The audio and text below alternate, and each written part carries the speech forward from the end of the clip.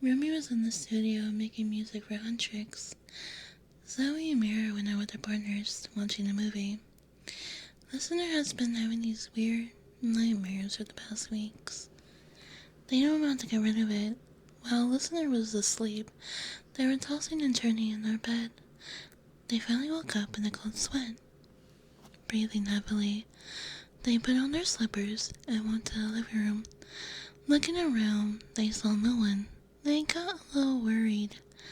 When they saw nobody, they went to the kitchen to get some water, filled up their cup, and went to the studio room where Huntrix held their studio sessions.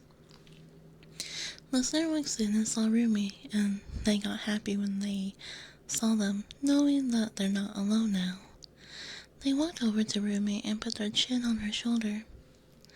Rumi immediately knew who it was. She smiled and stood cutting vocals. Once Rumi was done, she looks at Listener and smiles. Hey, Sleeping Beauty, can't sleep?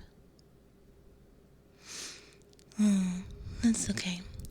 I'm just adding and cutting vocals. Wanna sit down and watch me work? Rumi smiles, pulling up a chair for Listener, grabbing her jacket and giving it to them while Rumi continued working, so they won't be cold. Rumi started adding cute background vocals and some cute harmonies. Listener smiles, slowly leaning back in her chair while Rumi works. They were resting and enjoying Rumi's voice as she works on a new song for Huntrix.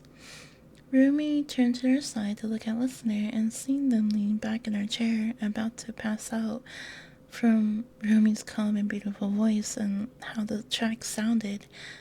Rumi smiles and continued to letting the song play in the background for them. Once Rumi was done cutting vocals, Rumi turns off everything in the studio. She picks up Listener and carried them to the room. Rumi can tell they've been having nightmares lately, so she decided to stay with them tonight. As Rumi carried them to their bedroom, she placed them down gently on their bed. Rumi went back out, turning off the lights and grabbing a snack and drink for herself since they're going to stay with them in the room tonight. As she walks back to the room, she shuts the door and puts a fake candle on so she can see. She sits down at Listener's desk and quietly reading their notebook.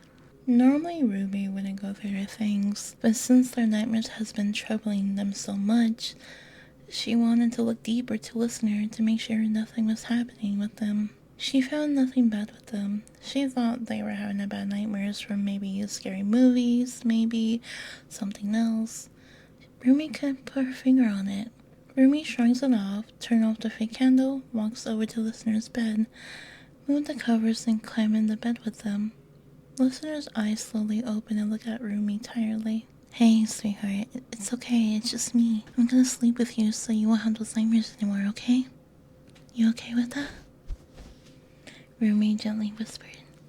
Listener nodded. Rumi smiles, sitting up in their bed, allowing Listener to lay on Rumi's lap as they sleep. Rumi started humming softly and rubbing their ears in a comfort way. Listener slept good that night while Rumi was in the room with them. Moments later, Rumi fell asleep as well. The next morning, Listener woke up first, seeing Rumi asleep sitting up instead of laying down.